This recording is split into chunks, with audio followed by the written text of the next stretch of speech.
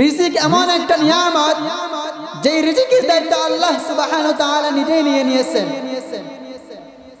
রিজিক হচ্ছে দুই ধরনের রিজিক। এক প্রকার রিজিককে বলা হয় হালাল রিজিক, আরেক প্রকার রিজিক হয় হারাম রিজিক। এবার আসুন হালাল রিজিক কোনগুলোকে বলে? হালাল রিজিক ওই সমস্ত রিজিককে বলে, ওই সমস্ত নিয়ামতকে হালাল রিজিক বলে যে সমস্ত নিয়ামত আল্লাহ সুবহানাহু ওয়া তাআলা আমার জন্য নির্ধারিত করে রেখেছেন। আমি আমার পরিশ্রমে, আমার কষ্টের মাধ্যমে যেই সম্পদ অর্জন করব, যেই রিজিক হিসাবে আমি যেই সম্পদ অর্জন করব, ওই সম্পদকে বলা হয় হালাল রিজিক। প্রকান্তরে যেই রিজিক আমার জন্য নির্ধারিত করে রেখে দেয়, আমি মানুষকে জোর জবরদস্তি করে, মানুষের কাছে জোর জবরদস্তি করে, মানুষকে জুলুমি করে, মিথ্যা মামলা মুকদ্দমা দিয়ে যেই সম্পদ অর্জন করি, ওই সমস্ত সম্পদকে বলা হয় হারাম রিজিক। আল্লাহ সুবহানাহু ওয়া তাআলা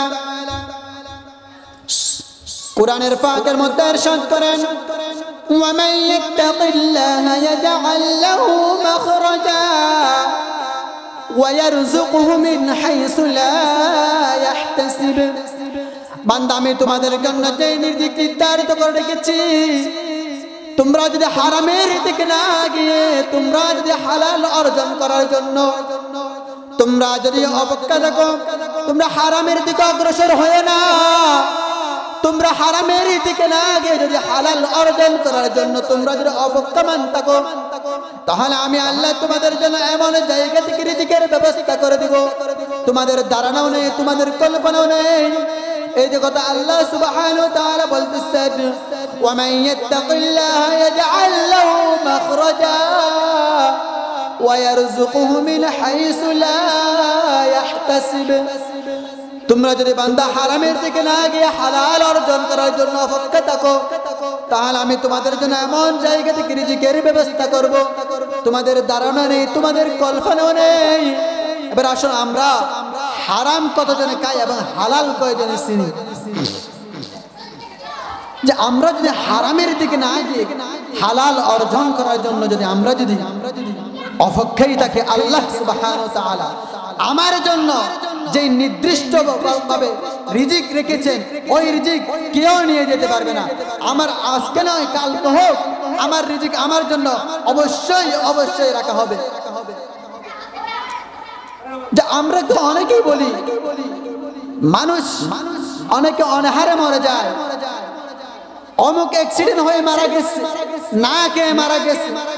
আমরা এরকম অনেকে বলি কি বলি না? আল্লাহ সুবহানাহু ওয়া তাআলা বলতেছেন, আমাদেরকে যখন দুনিয়ার মধ্যে প্রেরণ করেছেন, নির্দিষ্ট একটা হায়াত দিয়ে, একটা সময় দিয়ে আমাদেরকে দুনিয়ার মধ্যে প্রেরণ করেছেন। ওই সময় যখন ফুরিয়ে যায়, ওই সময় যখন ফুরিয়ে যায়, আমাদের মালাকুল মাউত আজরাইল আলাইহিস সালাম আল্লাহর হুকুম আমাদের কাছে এসে আমাদের রূহ কবজ করে নিয়ে যান। আমার রিজিক উঠে যায় না, আমরা কেউ না খেয়ে মরি না, আমাদেরকে কেউ না খেয়ে মৃত্যুবরণ করার কোনো কারণ নেই। আল্লাহ সুবহানাহু ওয়া তাআলা বলতেছেন, ইযা জাআ আজালুহুম লা ইস্তাখিরুনা আনহু সাআতাও ওয়া লা ইস্তাকদিমুন। আমি বান্দা তোমাদেরকে যখন দুনিয়ার মধ্যে প্রেরণ করতেছি, তোমাদেরকে আমি একটা নির্দিষ্ট সময় দিয়ে দুনিয়ার মধ্যে প্রেরণ করেছি। ওই সময় যখন ফুরিয়ে যায়, তোমাদেরকে আজরাইল আলাইহিস সালাম মালাকুল মাউত ফেরেশতা আমার হুকুমে তোমাদের কাতারে গিয়ে তোমাদের রূহ কবজ করে আমার কাছে নিয়ে এসে, আমরা কেউ না খেয়ে মরি না। আমার যখন রিজিক থাকবে, হায়াত যদি আমার লিখে থাকে, আমি যে কোনো অবস্থায়, আমার যে কোনো ভাবে আমি হালাল ভাবে অর্জন করে, আমি পরিশ্রমের মাধ্যমে হোক, আমি যেইভাবে হোক, আমি যদি রিজিক যদি আমার যদি নির্ধারিত করে থাকে, যদি আমি যদি আমার কাছে যদি রিজিক আসার জন্য যদি কোনো পন্থাও না থাকে, তাহলে আল্লাহ সুবহানাহু ওয়া তাআলা আসমান থেকে আমার জন্য খাবারগুলো পাঠিয়ে দিবেন। এরকম হযরত মূসা আলাইহিস সালামের জামানায় মান্না সালওয়া নামে অনেক খাবার তার উম্মতের জন্য আসমান থেকে সরাসরি আল্লাহ সুবহানাহু ওয়া তাআলা জমিনের মধ্যে প্রেরণ করেছেন। সকলে বলি সুবহানাল্লাহ। আল্লাহ সুবহানাহু ওয়া তাআলা বারবার শুনতে বলেন, ওয়া মা মিন দাব্বাতিন ফিল আরদি ইল্লা আলা আল্লাহি রিজকুহা ওয়া ইয়ালামু মুস্তাকাররাহা ওয়া মুস্তাওদাআহা কুল্লুন ফি কিতাবিম মুবিন। বান্দা তোমাদেরকে আমি দুনিয়ার মধ্যে প্রেরণ করতেছি, তোমরা চিরস্থায়ী কোথায় হবে এবং ক্ষণস্থায়ী কোথায় হবে, তুমি কোথায় থাকবে এবং কোথায় না থাকবে, কোথায় তোমার তুমি হস্থায়ী বাসিন্দা হবে, কোথায় অস্থায়ী বাসিন্দা হবে, তুমি কি খাবে না খাবে, আমি সব কিছু আমি কোরআনের মধ্যে লিপিবদ্ধ করে রেখেছি। কে বলতেছে? আল্লাহ সুবহানাহু ওয়া তাআলা বলতেছেন, বান্দা তোমাদেরকে আমি দুনিয়ার মধ্যে প্রেরণ করেছি ঠিক, রিজিকের দায়িত্ব আমি আল্লাহ সুবহানাহু ওয়া তাআলা নিয়েছি। যে আল্লাহ সুবহানাহু ওয়া তাআলা রিজিকের দায়িত্ব নিয়ে নেয়, তাহলে আমাদের কেউ অনাহারে অনটনে মরার তো কথা নয়। আমরা এখন দেখতে পাই অনেকে অনাহারে মরে, এটা ভুল ধারণা আমাদের। যদি আমাদের রিজিক থাকতো তাহলে আমি যেইভাবে হোক, আমি হামাগুড়ি দিয়ে হোক, পরিশ্রমের মাধ্যমে হোক, আমার রিজিক কোথায় আছে আমি ওইখানে গিয়ে তালাশ করে আমার রিজিক অর্জন করতে পারবো। আলোচ্য আয়াতকে ব্যাখ্যায় ইমাম কুরতুবী রাহমাতুল্লাহ আলাইহি এই আয়াতের তাফসীর বলতে গিয়ে বলেন, হযরত আবু মুসা আশআরী এবং হযরত রাবিয়া আশআরা গোত্রের একটা দল একটা সৈন্যদেরকে নিয়ে মদিনার মধ্যে আগমন করলেন। মদিনার মধ্যে আগমন করার পরে তারা আশআরা গোত্রের মানুষ সিরিয়া থেকে যখন মদিনার মধ্যে এসেছেন, অনেক দূরের রাস্তা, তাদের সাথে যে আহারগুলো এনেছিল সব শেষ হয়ে গেছে। এখন এরা পরামর্শ করতেছে এখন কি করা যায়, আমাদের সাথে যে খাবারগুলো এনেছি সবগুলোতে শেষ হয়ে গেছে, আমরা কি করতে পারি। এখন এরা পরামর্শ করতেছে আমরা এখন তো মুহাম্মদ সাল্লাল্লাহু আলাইহি ওয়াসাল্লাম আছেন, আমরা তার দরবারে গিয়ে আমাদের দুঃখের কথাটা বলি, হয়তো পারে উনি আমাদের জন্য কিছু আহার পাঠাবেন। তারা পরামর্শ ক্রমে নবীজির দরবারে গিয়ে তাদের জন্য তাদের আহারের কথা বলবে। এমন অবস্থায়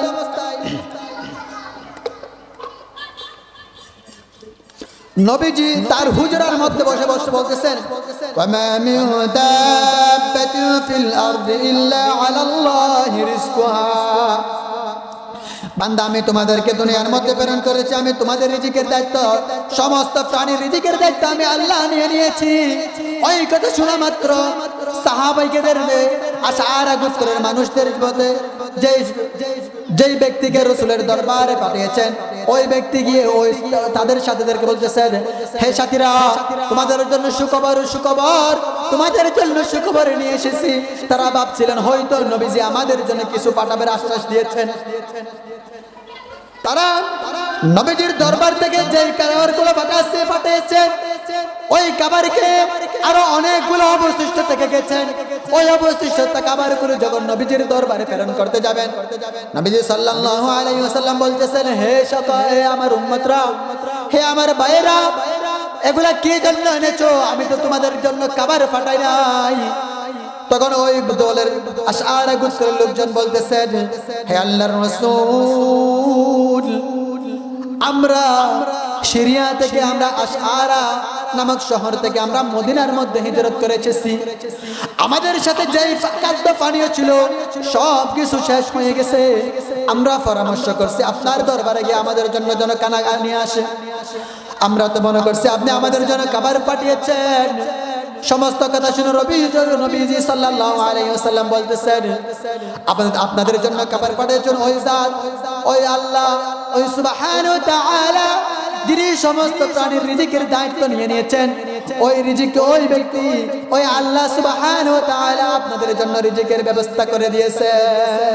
সুবহানাহু ওয়া তাআলা এরকম আল্লাহ সুবহানাহু ওয়া তাআলা কোন পরিশ্রমের মাধ্যমে আল্লাহ সুবহানাহু ওয়া তাআলা রিজিক দিতে পারে, এটাই যুগে যুগে প্রমাণ হয়েছে। কিন্তু এটা আল্লাহ তাআলার স্বাভাবিক নিয়ম নয়। আমরা কাজ করব না, পরিশ্রম করব না, আল্লাহ আমাদের জন্য তো নির্দিষ্ট করে রেখেছে আমাদের রিজিক। যে আমরা পরিশ্রম করব না, আমরা কোথায় রিজিক আছে এটা তালাশ করব না, তাহলে আমাদেরকে আল্লাহ তাআলা এমনি এমনি দিবে? এমনি এমনি দিবে না।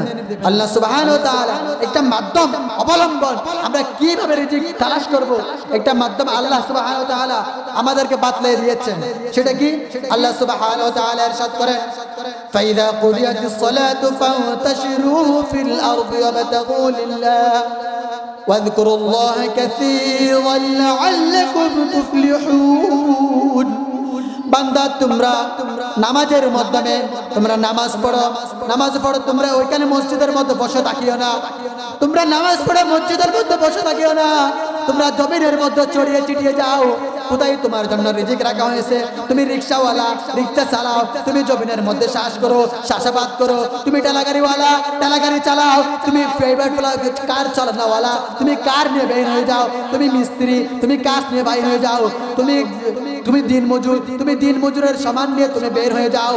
কোথায় রিজিক আছে? তুমি নামাজ পড়ে মসজিদের মধ্যে বসে থাকিও না, তোমাদের রিজিক কোথায় আছে? তুমি নামাজ দুনিয়ার মধ্যে ছড়িয়ে ছিটিয়ে যাও। এটা কার কথা? এটা আল্লাহ সুবহানাহু ওয়া তাআলার কথা।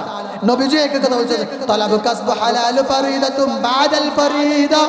তোমরা তোমাদের জন্য তোমাদের ফরজকৃত আদায়কৃত তোমাদের জন্য আল্লাহ সুবহানাহু ওয়া তাআলা যেই নির্দিষ্টভাবে তোমাদের জন্য ফরজ আয়াত ভাবে তোমাদের জন্য আল্লাহ সুবহানাহু ওয়া তাআলা কতগুলো ইবাদত বর্ণনা করেছেন, ওই ইবাদতগুলো শেষ করার পরে তোমরা জমিনের মধ্যে ছড়িয়ে ছিটিয়ে যাও, তোমরা জমিনের মধ্যে ছড়িয়ে ছিটিয়ে যাও, তাহলে তোমাদের হালাল রিজিক কিভাবে অর্জন করতে পারো? তোমার পরিশ্রমের মাধ্যমে, তোমার মেধা খরচ করে, তোমার পরিশ্রমের মাধ্যমে যখন তুমি হালাল ভাবে অর্জন করবে, তুমি সারা দিন পর্যন্ত তোমার আমলনামার মধ্যে আল্লাহ সুবহানাহু ওয়া তাআলা সওয়াব লিপিবদ্ধ করবে। আল্লাহ সুবহানাহু ওয়া তাআলা দুনিয়ার মধ্যে ইনসান এবং জিন জাতিকে সৃষ্টি করেছেন তার ইবাদত করার জন্য। আল্লাহ সুবহানাহু ওয়া তাআলা বলতেছেন, জিন এবং ইনসানকে আমি দুনিয়ার মধ্যে প্রেরণ করেছি আমার ইবাদত করবে, আমার বندگی করবে। সারা দিন তো আল্লাহ তাআলা বندگی করতে বলে নাই, শুধু 5 ওয়াক্ত নামাজ। যখন আল্লাহ মুআজ্জিন ডাক দিবে, হাইয়া আলাস সালাত, তোমরা নামাজের দিকে আসো বান্দা, হাইয়া আলাল ফালাহ, তোমরা কল্যাণের দিকে এসো বান্দা, তোমরা কল্যাণের দিকে এসো বান্দা, তুমি কল্যাণের দিকে এসো বান্দা। মুয়াজ্জিন 5 ওয়াক্ত বলে কি বলে না? আমরা তো মুয়াজ্জিনের কথা শুনি না। আমাদের হালাল রিজিক অর্জন করার জন্য আমরা তো আমাদের জন্য আল্লাহ সুবহানাহু ওয়া তাআলা শান্তি প্রদান করেছে, আমরা তো এগুলো তালাশ করি না। আমরা ছোটকালে একটা কিতাবের মধ্যে পড়েছি একজন মানুষ সেই শান্তি খুঁজতেছে, সে শান্তি খোঁজার জন্য একজন হুজুরের কাছে পরামর্শ করতে গেছে। হুজুর, আমি তো অনেক পেরেশানির মধ্যে আছি, অনেক টেনশনের মধ্যে আছি, আপনি আমার জন্য শান্তির জন্য দোয়া করেন। তখন হুজুর বলতেছেন, বড় মাওলানা বলতেছেন, আপনি কিরকম শান্তি চান আমাকে বলেন। আপনি একজন সারা শহর ঘুরে, কক্সবাজার পুরো শহর ঘুরে একজন শান্তি মানুষ, যেই ব্যক্তি শান্তির মধ্যে আছে, যেই ব্যক্তি আরাম আয়েশের মধ্যে জীবন কাটাচ্ছে, ওরকম একটা মানুষ আমার জন্য খুঁজে বাইর করেন। সেই বেচরা সকাল থেকে বাইর হয়ে গেছে, খুঁজতে একজন স্বর্ণকারের কাছে গেছে। স্বর্ণের দোকানওয়ালা, প্রাইভেট কার, অনেক ওনার স্ত্রীর সন্তান প্রাইভেট কার নিয়ে আসতেছে, চাইতেছে, আরে আমি পাইছি, বলতেছে হ্যাঁ আমি পাইছি। কি পাইছি? যে দুনিয়ার মধ্যে সফল ব্যক্তি একজন পাইছি, যে সফল দুনিয়ার মধ্যে আরাম আয়েশে চলে, আমি একজন ব্যক্তি পাইছি। কে? স্বর্ণ বিক্রেতা। তার কাছে গেছে, ভাই আমি তো আপনাকে খুঁজতেছি। কি জন্য খুঁজতেছেন আমাকে? আমি আমার হুজুরকে বলতেছি, হযরত আমার জন্য একটু দোয়া করেন যেন আমি একজন সফল ব্যক্তি হইতে পারি, দুনিয়ার মধ্যে আমি একটু শান্তি বুঝি। তো ওই ব্যক্তি বলতেছে, স্বর্ণকার, আরে ভাই আপনি এই ভুলটা করেন না, এই স্বর্ণ এই গাড়ি দেখতেছেন এগুলো সব আমার না, এগুলো হচ্ছে আমার মালিকের, এগুলো আমার কিচ্ছু না। তো ওই ব্যক্তি বলতেছে, তাহলে আমি তো আরো অনেক আনন্দে আছি। দুনিয়ার মধ্যে শান্তি নাই। দুনিয়ার মধ্যে যখন আমরা শান্তি খুঁজবো, আমরা তো সাগর পাড়ের লোক, সকলে দেখি যখন সমুদ্রের চড়ে যায়, দূর থেকে দেখে যায় পানির মতো চিক করে কি করে না? পানির মধ্যে চিক করে। সামনে যত অগ্রসর হয় তত দূরে চলে যায়, বালির মতো দেখা যায়। ওগুলাকে বলে যে মরিচিকা, ওগুলাকে বলে কি মরিচিকা। আমরা যখন দুনিয়ার মধ্যে সফলতা খুঁজবো, দুনিয়ার পিছনে ছুটতে থাকবো, নামাজ কোথায়, আমাদের রোজা কোথায়, হালাল কোথায়, হারাম কোথায় কিচ্ছু মানি না। সুদ খেয়ে ফেলতেছি, ঘুষ খেয়ে ফেলতেছি, আরেকজনের জমি দখল করতেছি, আরেকজনের সম্পদ লুণ্ঠন করতেছি, সবগুলা আমার আমার আমার, কিচ্ছু না আমাদের দুনিয়ার মধ্যে, কিচ্ছু না। দুনিয়ার মধ্যে সম্পদ অর্জন করা মানে সফলতা সোজা মানে মরিচিকার পিছনে ঘোরা। আমরা যখন সমুদ্রের চলে দেখা যায়, বালির পিছনে ছুটতে যায়, যখন আমরা পানির খুঁজে যাই সবগুলো বালি হয়ে যায়। ঠিক তেমনি ভাবে দুনিয়ার মধ্যে সফলতা খোঁজা মানে মরিচিকার পিছনে ঘোরা। আল্লাহ বলতেছে, বান্দা আমি সফলতা খুঁজে রাখছি, তোমরা জানো আমি সফলতা রাখছি হচ্ছে ওই জায়গায়। আল্লাহ সুবহানাহু ওয়া তাআলা বলতেছেন, ওয়া ইন্নামা তুওয়াফাউনা উজুরাকুম ইয়াওমাল কিয়ামা فمن زحزح عن النار وأدخل الجنة فقد فاز وما الحياة الدنيا إلا متاع الغرور। ওই বান্দা হচ্ছে সফল, যেই বান্দাকে আমি আল্লাহ সুবহানাহু ওয়া তাআলা জাহান্নামের আগুন থেকে রক্ষা করে, ওই ব্যক্তিকে সফল বলা হয়। যে ব্যক্তিকে আল্লাহ সুবহানাহু ওয়া তাআলা কিয়ামতের দিন জাহান্নামের আগুন থেকে রক্ষা করে জান্নাতের মধ্যে প্রবেশ করাবেন, ওই ব্যক্তি হচ্ছে সফল। আমরা আজকে সফল কাকে বলি? যার 10 তলা বিল্ডিং আছে, 5টা গাড়ি আছে, অনেক নারী নিয়ে ফুর্তি করে, এদেরকে আমরা সফল বলে কি বলি না? আল্লাহ বলতেছে ওই ব্যক্তি সফল নয়, ওই ব্যক্তি হচ্ছে সফল যেই ব্যক্তিকে আমি কিয়ামতের দিন জাহান্নামের আগুন থেকে রক্ষা করে আমি আল্লাহ সুবহানাহু ওয়া তাআলা জান্নাতের মধ্যে প্রবেশ করাবো, ওই ব্যক্তি হচ্ছে সফল। এবার জান্নাত কিসে আসে? এবার জান্নাত আমরা কিভাবে পাবো? জান্নাতের একটা মাধ্যম থাকতে হবে না? আল্লাহ সুবহানাহু ওয়া তাআলা বলতেছেন, কিয়ামতের দিন নবী করিম সাল্লাল্লাহু আলাইহি ওয়াসাল্লামের হাদিস আছে, أول ما يحاسب به العبد يوم القيامة الصلاة। কিয়ামতের দিন বান্দা তোমাদেরকে সর্বপ্রথম নামাজের হিসাব করা হবে। যদি কিয়ামতের দিন যদি আমাদের জন্য যদি সর্বপ্রথম নামাজের হিসাব করা হয়, তাহলে আমরা আজকে নামাজ না পড়ে ট করি, রাস্তার মধ্যে ঘোরাফেরা করি। আজকে এমন একটা আয়োজন চলতেছে, এখানে আমরা অনেক মানুষ দোকানের মধ্যে এখন আড্ডা করতেছি। কি জন্য আড্ডা করতেছি? আমাদের এখনো মরণের ভয় চলে না, আসে নাই। আমরা এখনো মরণকে ভয় করতেছি না। আল্লাহ সুবহানাহু ওয়া তাআলা আমাদেরকে রিজিক দিয়েছে, আমাদেরকে খাওয়াইতেছে, কাফেরকে খাওয়ায়, আল্লাহ তাআলা মুসলমানকে খাওয়ায়। কাফের এবং মুসলমান কি সে পার্থক্য? নামাজের জন্য পার্থক্য। নামাজ যখন পড়বো না আমি আমার কাফের এবং মুসলমানের জন্য পার্থক্য তো নামাজ। আজকে আমরা দোকানের মধ্যে বসে আছি, এমন একটা আয়োজন চলতেছে, আমরা কেউ করোনা গহর পর্যন্ত নিতেছি না। কেন নিতেছি না? আমাদের মরণের ভয় নাই। এজন্য আল্লাহ সুবহানাহু ওয়া তাআলা আমাদেরকে জান্নাত দিবেন কিসে? নামাজের মাধ্যমে। আমাদেরকে আল্লাহ সুবহানাহু ওয়া তাআলা কিসের মাধ্যমে জান্নাত দিবেন? নামাজের মাধ্যমে। নামাজ যখন আমরা পড়বো, আল্লাহ সুবহানাহু ওয়া তাআলা আমাদের জন্য রিজিক কোথায় রেখা আছে আমরা কেউ জানি না। আমরা যখন আল্লাহর কাছে নামাজ পড়ে তালাশ করবো, আল্লাহ সুবহানাহু ওয়া তাআলা আমি তো গোলাম, আমি তো নালায়েক, আমি তো অযোগ্য, আমার কোনো শক্তি নাই বান্দা, আমি তো দুর্বল, আপনি তো সবল, আপনি তো রাজ্জাক, আমি তো আপনার গোলাম, গোলামের ঘরের গোলাম, বান্দির ঘরের গোলাম, আমার মত নগণ্য গোলাম এই পৃথিবীর মধ্যে কেউ নেই বান্দা। আল্লাহ আল্লাহ আপনি তো রাজ্জাক, আপনি তো গফফার, আপনি তো রহমান, আমি তো গোলাম, আপনি আমার জন্য রিজিক কোথায় রেখেছেন আমি তো জানি না। আল্লাহ আল্লাহ আপনি আমাকে হারামের দিকে না নিয়ে যান না। আল্লাহ আল্লাহ আপনি আমার জন্য যে নির্দিষ্ট করে হালালের রিজিক অর্জনের দিকে রেখেছেন, আমি ওই হালাল নিয়ে আমি বাঁচতে চাই। আল্লাহ আপনি দয়া করে মেহেরবানি করে আমাকে হারামের দিকে নিয়ে যান না। আমরা যদি আল্লাহর কাছে এরকম যদি আমরা আল্লাহর কাছে খুঁজি, তাহলে আল্লাহ সুবহানাহু ওয়া তাআলা আমাদেরকে হারামের দিকে নিয়ে যাবেন না, আপনাদেরকে আল্লাহ সুবহানাহু ওয়া তাআলা হালালের দিকে আনবেন। এবার আসুন যে আমরা নামাজ পড়লে আমরা কি পুরস্কার পাবো? আমাদের তো চাকরি বাকরি করতে হবে, নামাজে তো আমাদেরকে বেতন দিবে না।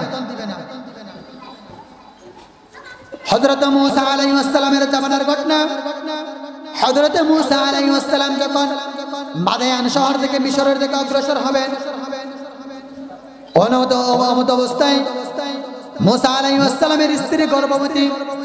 তিনি এই অবস্থায় কিংকর্তা বিমূঢ় হয়ে গেলেন, কি করবে বুঝতে পারতেছেন না, কোথায় আগুন কোথায় পানি, এমন অবস্থায় তিনি কি করবেন? জনবল শূন্য পাহাড়, মরুভূমি, পাহাড়ের মধ্যে দুরুদুর ময়দান, উনি এখন আগুন কোথায় পাবে, পানি কোথায় পাবে?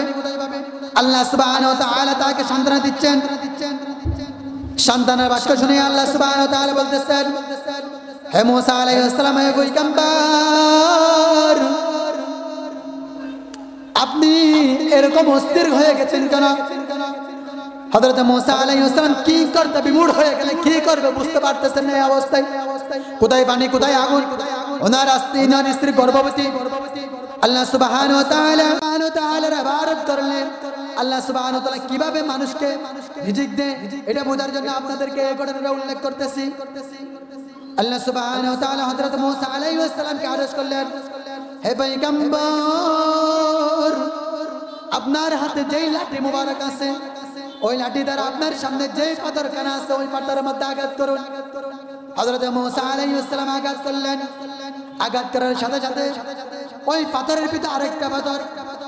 আল্লাহ সুবহানাহু ওয়া তাআলা আদেশ করলেন, হে মূসা আলাইহিস সালাম, আপনি দ্বিতীয় পাথরের মধ্যে আঘাত করুন। দ্বিতীয় পাথরের মধ্যে আঘাত করার পরে ওই পাথরের মধ্যে আরেকটা পাথর, এখন তিনটা পাথর। আল্লাহ সুবহানাহু ওয়া তাআলা আদেশ পাওয়া মাত্র ইব্রাহিম আলাইহিস সালাম তৃতীয় পাথরের মধ্যে আঘাত করলেন। তৃতীয় পাথরের মধ্যে আঘাত করার পরে ওই পাথরের ভিতরে আরেকটা পাথর। হযরত মূসা আলাইহিস সালামকে আল্লাহ সুবহানাহু ওয়া তাআলা আবার আদেশ করেন, হে মূসা, আপনার হাতে যে লাঠি আছে ওই লাঠি দ্বারা ওই পাথরের মধ্যে আঘাত করুন।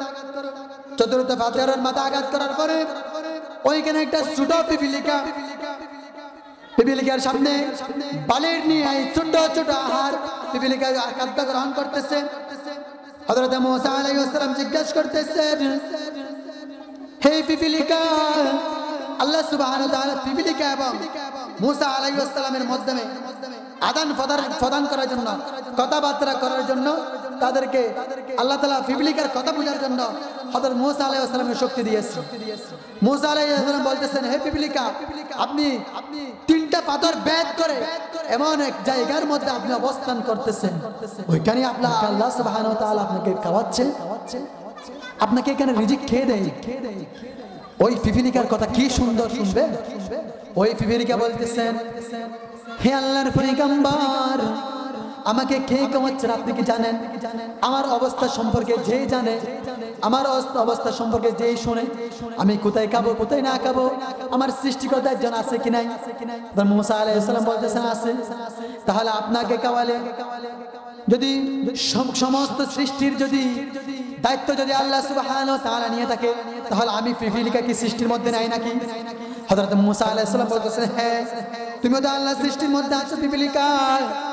তাহলে আমি আল্লাহর সৃষ্টির মধ্যে যখন আছি, আমার অবস্থা সম্পর্কে যে জানে, আমার খাদ্য, আমাকে খাদ্য ওই আল্লাহ সুবহানাহু ওয়া তাআলা জাত আমার জন্য এখানে খাদ্য প্রেরণ করতেছে। আমি আপনাদেরকে বলতেছি যে আল্লাহ সুবহানাহু ওয়া তাআলা যেহেতু যে সমস্ত প্রাণী সৃষ্টি করেছেন, সমস্ত প্রাণীর রিজিকের দায়িত্ব আল্লাহ সুবহানাহু ওয়া তাআলা নিয়ে নিয়েছেন। কেন কে রিজিক দেয়? রিজিকের কষ্টে কে মরে না?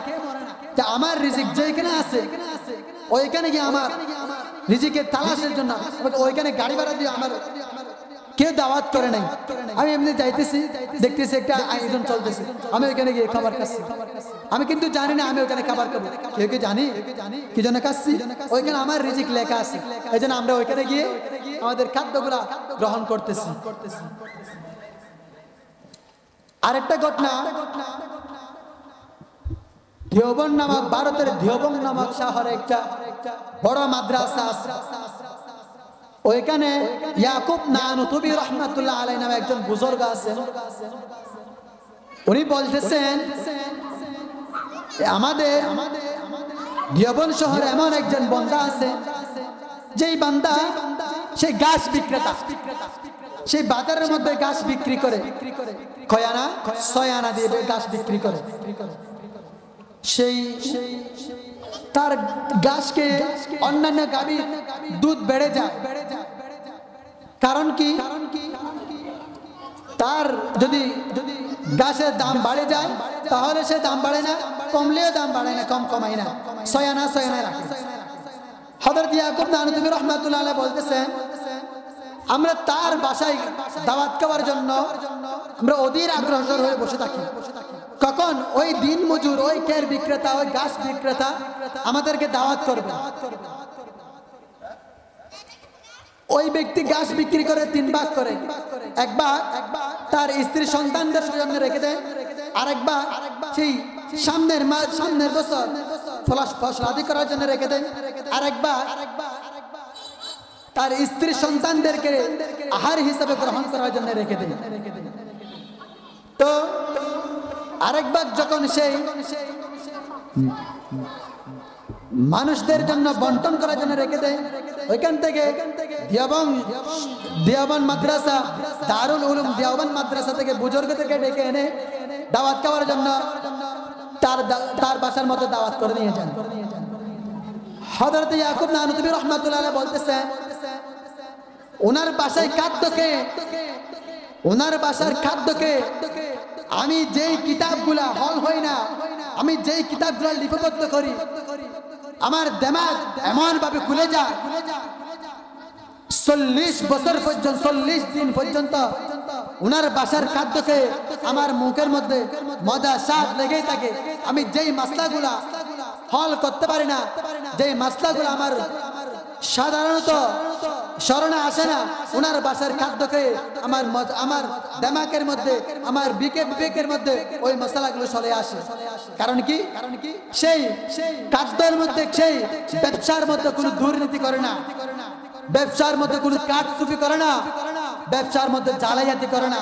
আজকে আমাদের দেশের মধ্যে দেখা যায়, যখন একটু দ্রব্য মূল্যের দাম যখন উগ্রগতি হয়, আমাদের দেশের অনেক অসাধু ব্যবসায়ীরা আছে, তারা খাদ্য মজুত করে রেখে, যখন আমরা পাই না, সাধারণ মানুষ যখন খাদ্য পাই না, ওই মজুতকৃত খাদ্য তখন দাম বেশি পাওয়ার জন্য তারা বাজারের মধ্যে ছাড়ে। এরকম অসাধু ব্যবসায়ী আছে কি নাই? আছে কি নাই? এরকম অসাধু ব্যবসায়ী জাহান্নাত হবে, এখন জান্নাত হবে নাকি জাহান্নাম হবে? আল্লাহ সুবহানাহু ওয়া তাআলা, নবী করিম সাল্লাল্লাহু আলাইহি ওয়াসাল্লাম বলতেছেন, এরকম অসাধু ব্যবসায়ীর জন্য আমি কিয়ামতের দিন সুপারিশ করব না।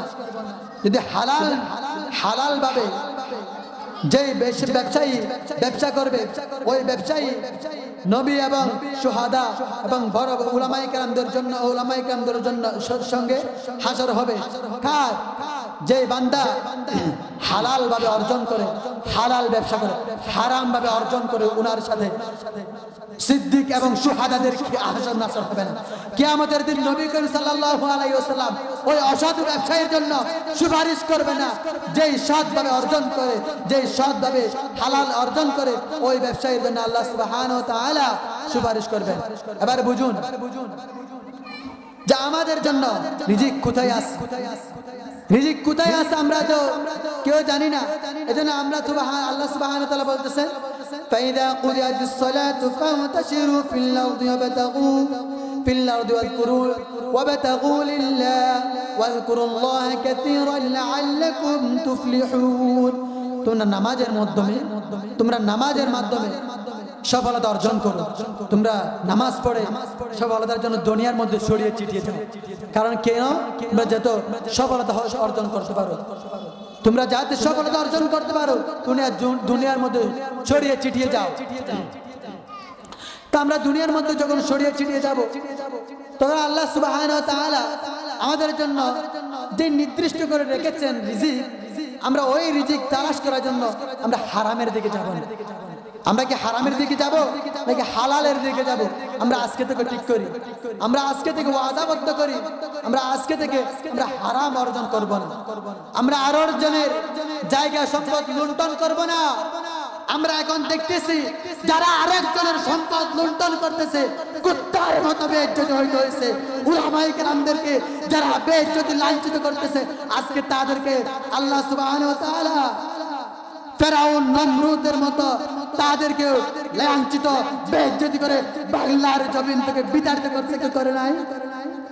এক যে এমন সময় আসছিল উলামায়ে কেরামরা তাদের হক কথা মুখ থেকে বয়ান করতে পারে নাই, এরকম একদল ছিল। তাদের ভয়ে তাদের আতঙ্কে উলামায়ে কেরামরা তাদের হক কথা মুখ থেকে জবান থেকে উচ্চারণ করতে পারে নাই। আজকে এরা কি আছে? নাই। কেন? আল্লাহ সুবহানাহু ওয়া তাআলা ক্ষমতা চিরস্থায়ী না, ক্ষমতা চিরস্থায়ী না, ক্ষমতা ক্ষণস্থায়ী, ক্ষমতা হচ্ছে ক্ষণস্থায়ী। চিরস্থায়ী যদি ক্ষমতা থাকতো তাহলে নমরুদ মরতো না, ফেরাউন মরতো না, হাদ্দাস মরতো না, কামান মরতো না। কবি কবির ভাষায় বলতেছেন কুজা কানুন কুজা ফিরআউন কুজা নমরুদ শুদা হামানি কুজা মুসা কুজা ঈসা কুজা তখত সুলাইমানি। কুদাই হযরত মুসা, কুদাই হযরত ঈসা, কুদাই নমরুদ, কুদাই ফিরআউন, কুদাই হযরত ঈসা। আজকে যারা দুনিয়ার মধ্যে বড় বড় বাচ্চা ছিল আজকে দুনিয়ার মধ্যে কি হয়েছে নাই? সকলে তাদের সম্পদ দুনিয়া রেখে সকল থেকে দুনিয়া রেখে সকল থেকে কিয়ামতের দিবসে চলে যাইতে হয়েছে। এই জীবন, এই দুনিয়ার জীবন ক্ষণস্থায়ী জীবন। আমরা যত অর্জন করি না কেন সব কিছু দুনিয়ার মধ্যে রেখে আমাদেরকে আখিরাতের জীবনে আমাদেরকে পাড়ি দিতে হবে। আমরা এই কথা ভাববো না দুনিয়ার মধ্যে আমরা চিরস্থায়ী থাকবো, এই কথা আমরা কেউ ভাববো না। এই দুনিয়া হচ্ছে ক্ষণস্থায়ী, একদিন এই দুনিয়া ধ্বংস হয়ে যাবে। আল্লাহ সুবহানাহু ওয়া তাআলা বলতেছেন সূরাতুর রহমানে কুল্লু মান আলাইহা ফান ওয়া ইয়াবকা ওয়াজহু রাব্বিকা যুল জালালি ওয়াল ইকরাম। সব কিছু ফানা ফানা হয়ে যাবে, আসমান ধ্বংস হয়ে যাবে, জমিন ধ্বংস হয়ে যাবে, কুল কায়নাতের মধ্যে কিছু থাকবে না, সব কিছু ধ্বংস হয়ে যাবে। একমাত্র বাকি থাকবে আল্লাহ সুবহানাহু ওয়া তাআলা। যদি সব কিছু ধ্বংস হয়ে যায় তাহলে আমরা বড় বড় দালান বড় বড় বিল্ডিং যেগুলা দেখতেছি এগুলা কি শেষ হয়ে যাবে? হ্যাঁ হ্যাঁ, এগুলা কিয়ামতের দিন সব কিছু ধ্বংস হয়ে যাবে, কিছুই থাকবে না। আল্লাহ সুবহানাহু ওয়া তাআলা এই বড় বড় চারজন ফেরেশতা ছাড়া কেউ বাঁচে থাকবে না। আল্লাহ সুবহানাহু ওয়া তাআলা বলতেছেন হে আজরাইল, আর কি পৃথিবীর মধ্যে কি কেউ বেঁচে আছে নাকি? আজরাইল আলাইহিস সালাম বলবেন হে আল্লাহ, বড় বড় চারজন ফেরেশতা ছাড়া আর আপনি ছাড়া আর কেউ বেঁচে নাই। আল্লাহ সুবহানাহু ওয়া তাআলা বলবেন হে আজরাইল আলাইহিস সালাম, এখান থেকে মিকাইল আলাইহিস সালাম জান কবজ করে নিয়ে আসুন। হযরত মিকাইল আলাইহিস সালামের জান কবজ করে নিয়ে আসবেন আল্লাহ সুবহানাহু ওয়া তাআলার আদেশে। এরপর হযরত মিকাইল আলাইহিস সালামের জান কবজ করে নিয়ে আসবে আল্লাহ সুবহানাহু ওয়া তাআলার আদেশে। এরপর হযরত জিবরাইল আলাইহিস সালামের জান কবজ করে নিয়ে আসবেন আল্লাহ সুবহানাহু ওয়া তাআলা আদেশ করবেন হে আজরাইল, এখন কি আর কেউ বেঁচে আছে নাকি? আল্লাহ সুবহানাহু ওয়া তাআলাকে আজরাইল আলাইহিস সালাম বলবেন হে আল্লাহ, আমি আর আপনি ছাড়া কেউ বেঁচে নাই। আল্লাহ সুবহানাহু ওয়া তাআলা আদেশ করবেন হে আজরাইল, এখন তোমার রূহ তুমি নিজে কবজ করো। ওই কথা শোনার মাত্রে আজরাইল আলাইহিস সালাম বলবেন হে আল্লাহ, আপনি এটা কেবল আদেশ করলেন, আপনি আমাকে যেই দিন থেকে সৃষ্টি করেছেন আমি ওই দিন থেকে মানুষের দ্বারে দ্বারে গিয়ে আমি তো মানুষের রূহ কবজ করি। আপনি আমাকে কিরকম আদেশ করতেছেন? এরকম বলে একটা বিকট স্বরে আওয়াজ করে তার রূহ সে নিজে কবজ করবে। আজরাইল আলাইহিস সালামের মৃত্যুর পরে মালাকুল মাউতের মৃত্যু হয়ে যাবে। মালাকুল মাউতের মৃত্যু কিভাবে হবে সংক্ষেপে বলতেছি, হযরত যখন চলে আসছে এই কথাটা বলে আমি আমার বক্তব্য এখানে শেষ করব। আল্লাহ সুবহানাহু ওয়া তাআলা মালাকুল মাউত, যে মাউত আছে ওটার একটা প্রাণ আছে। আল্লাহ সুবহানাহু ওয়া তাআলা কিয়ামতের দিন জাহান্নাম এবং জান্নাতের মধ্যখানে এটা দুম্বা জবাই করবে। ওই দুম্বা হচ্ছে আমাদের মাউত, আমাদের মৃত্যু। দুম্বা করে, দুম্বা জব করে, এটা হচ্ছে মৃত্যু শেষ, এখান থেকে মৃত্যু শেষ। তখন একদল জান্নাতের দিকে যাবে, আরেকদল জাহান্নামের দিকে যাবে। তো যেই দল জান্নাতের যাবে তারা সফল, যেই দল জাহান্নামের দিকে যাবে তারা দুর্ভাগ্য, কাফের মুশকিল। মুসলমান কখনো জান্নাতে যাবে না বলে বিস্তারিত আছে। আল্লাহ সুবহানাহু ওয়া তাআলা নবী হযরত আলাইহিস সালাম কেউ সুপারিশ করবে, উলামায়ে কেরাম সুপারিশ করবে, এরকম সুপারিশ করতে করতে কেউ থাকবে না। জান্নাত মুসলমানদের জন্য আল্লাহ সুবহানাহু ওয়া তাআলা বানিয়েছেন। আমাদের মা বাবা আদম আলাইহিস সালাম এবং মা হাওয়া জান্নাতের মধ্যে এসে আসেন, তার সন্তানরা আমরা ওখানে যাব। এজন্য জান্নাত কোথায় আছে ওখানে তালাশ করব। জান্নাত দুনিয়ার মধ্যে মগ্ন, দুনিয়ার মগ্ন থেকে আমরা জান্নাত তালাশ করতে পারবো না। জান্নাত তালাশ করার জন্য মসজিদে যাইতে হবে। চার দোকানে আড্ডা করে আমরা জান্নাত পাবো না। জান্নাত পাওয়ার জন্য আমাদেরকে মসজিদ পর্যন্ত যাইতে হবে। আমার সংক্ষিপ্ত বক্তব্য আমি এখানে শেষ করছি। ওমা তৌফিক ইল্লা বিল্লাহ। আসসালামু আলাইকুম ওয়া রাহমাতুল্লাহি ওয়া বারাকাতুহু।